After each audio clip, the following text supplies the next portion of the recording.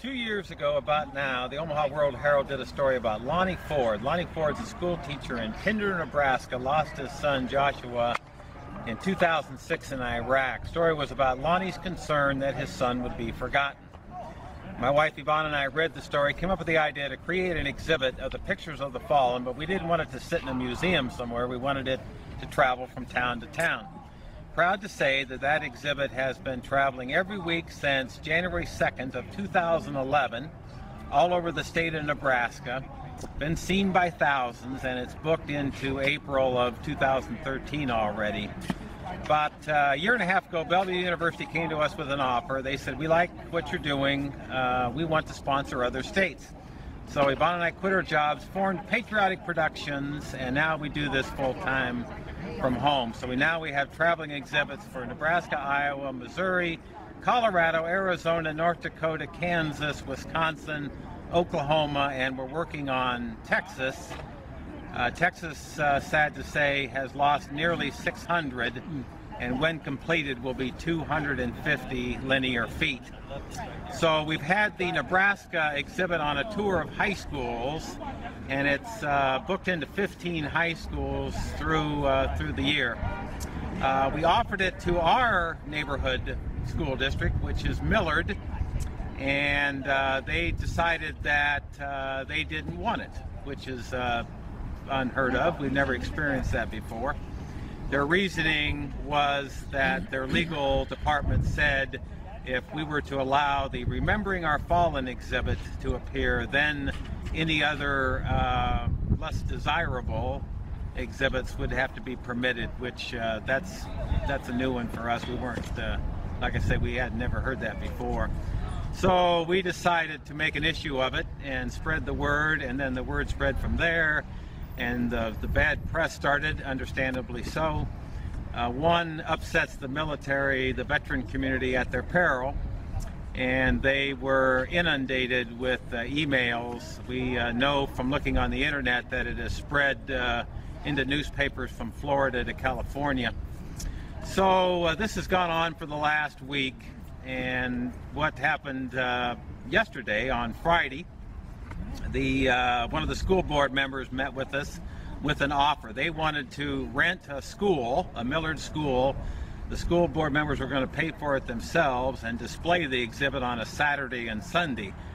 Well, with some 7,000 high school students in the Millard 3 high schools, we had our doubts whether that many students would make the effort to go look at it on a Saturday. So our offer was, we've already booked it into the Millard branch of the Omaha Public Library for 2 weeks in April 13th to the 28th.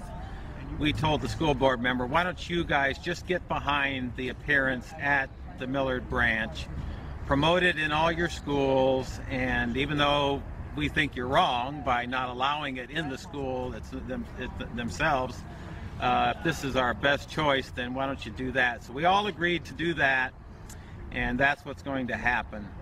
So it's not about Yvonne and me, it is about the Gold Star families and the hurt that they felt that they wouldn't allow it in their schools. Our whole mission is that these men and women not be forgotten. And so we felt this was a wonderful opportunity to have it in the Millard schools. Being such, with 7,000 students, this would be a great opportunity. It didn't work out that way, but we will continue on with our tour, and it'll appear in West Side coming up, Omaha Burke, the Bellevue East, the Bellevue West, and on we will go. I'd like to introduce our good friend, Mr. Larry Cahill, Gold Star father. Thank you, Bill. Let me say, as a Gold Star parent, I lost my son, Joel Cahill, in Iraq on 2005, November 6th, 2005. His portrait, his image can be seen in the memorial that Bill and Yvonne Williams have created. If you haven't seen the memorial in person, I would suggest that you go to Remember Our Fallen Heroes.org. RememberingOurFallen.org. RememberingOurFallen.org.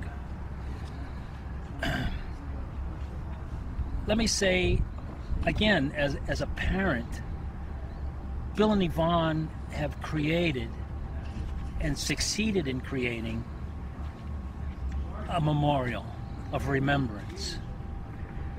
But I want to tell you, it's a carpe diem moment, if you will. If you're familiar with Dead Poets Society, what I see and hear when I look at those faces are the voices of those saying, we were just like you. We were young. We had hopes and dreams. We were looking forward to a long life, raising families. So think seriously about what it is you commit to, and know that this is a very dangerous business.